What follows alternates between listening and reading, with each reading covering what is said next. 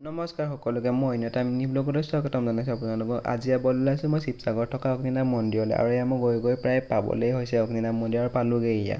আৰু মই বহুত দিনৰ পৰা ভাবি আছিলোঁ যে শাওণ মাহৰ প্ৰথমটো সোমবাৰত মই অগ্নিনাভ মন্দিৰ যাম। আৰু অগ্নিনাভ মন্দিৰৰ প্ৰাংগণত উপস্থিত হৈ দেখিছোঁ যে ভক্ত বহুত বেছি ভিৰ লাগিছে, যিহেতু আজি শাওণ মাহৰ প্ৰথমটো সোমবাৰ, গতিকে ভিৰ লগাটো স্বাভাৱিক। আৰু এইবোৰ লাইন পাতি আমি বহুত সময় ৰ'লোঁ, আৰু বহুত সময়ৰ অন্তত আমি লাইন ধৰি মন্দিৰৰ মূল দুৱাৰ পালোঁগৈ। মূল দুৱাৰৰ পৰা আশীৰ্বাদ লৈ আমি ওলাই আহিছোঁ, আৰু লাইন ধৰি থাকোঁতে ভিডিঅ' কৰা নহ'ল, যিহেতু মানুহৰ বহুত বেছি ভিৰ লগা হৈছিল, ঠেলা হেঁচাৰ বাবে ভিডিঅ' কৰা নহ'ল। আৰু এয়া হৈছে মন্দিৰৰ মূল দুৱাৰ। মন্দিৰৰ থাপনাত একচুৱেলি চাকি দিবলৈ দিয়া নহয়, ইয়াত এটা বৰচাকি আছে, আৰু বৰচাকিতে সকলোৱে তেল দিবলৈ পাৰি। আৰু ইয়াত এটা কলচী আছে, কলচীটোৰ ওপৰত আপোনালোকে গাখীৰ আৰু পানী ঢালিব পাৰিব, আৰু ইয়াৰ পৰা যিহেতু পজ্জল হ'ব, পজ্জলটো আপোনালোকে ঘৰত নিব পাৰিব, বৰচাকি তেল আপোনাৰ ঘৰলৈ দি পঠোৱা হয়। আৰু তাৰ পৰা দিয়া পজ্জলে আপুনি গা ধুব পাৰিব, আৰু তাত দিয়া বৰচাকি তেলে আপুনি ঘৰত চাকি জ্বলাব পাৰিব, আৰু ইমানেই। আৰু বাকী নিয়ম ইমান ভালকৈ নাজানো। Bye bye.